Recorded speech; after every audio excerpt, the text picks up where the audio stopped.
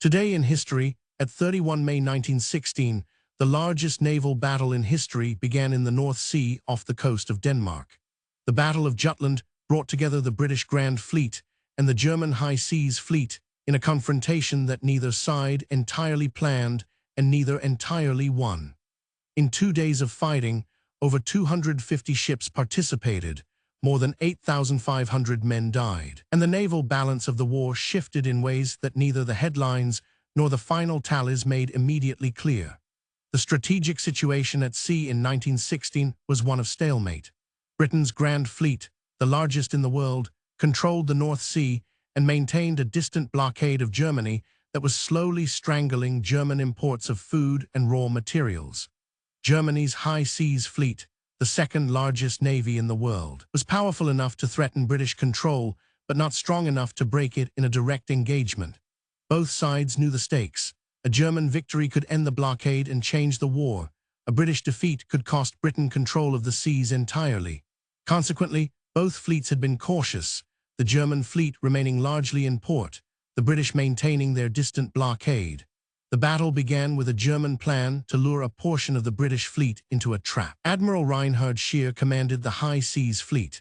He sent his battle cruisers, under Vice Admiral Franz Hipper, north as bait, intending for the British battle cruisers to follow and be ambushed by the full German fleet behind.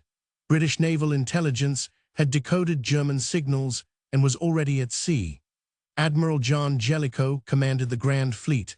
Vice Admiral David Beatty commanded the battle cruisers. The initial contact came in the afternoon of May 31st, when Beatty's battle cruisers encountered Hipper's battle cruisers. The opening phase went badly for the British. Within an hour, 2 British battle cruisers, HMS Indefatigable and HMS Queen Mary, exploded and sank.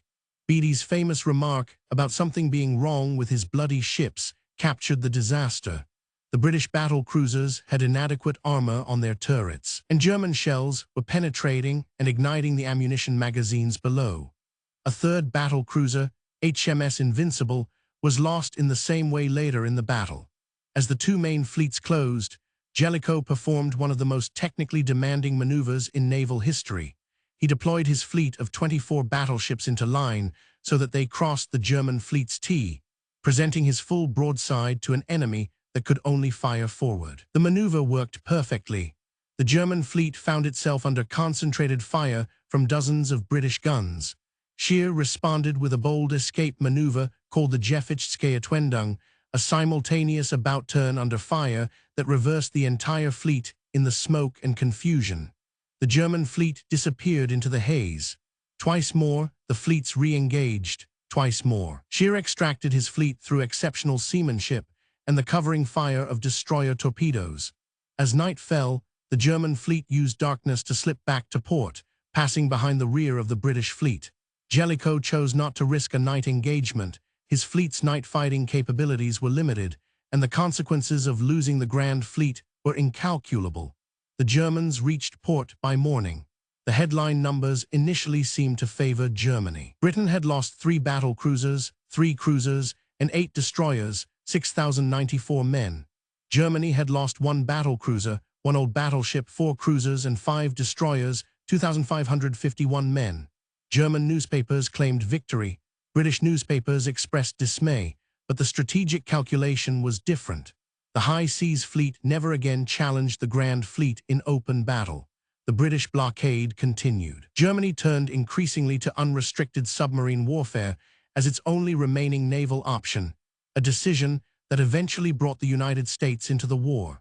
The controversy over Jutland began almost immediately. Jellicoe was criticized for not pursuing the German fleet more aggressively. Beatty was criticized for exposing his battle cruisers to danger. Both men defended their decisions in memoirs and correspondence for years afterward. Churchill's assessment that Jellicoe was the only man on either side who could lose the war in an afternoon captured the logic of extreme caution, though not its tactical consequences. The graves from Jutland are spread across 2 navies.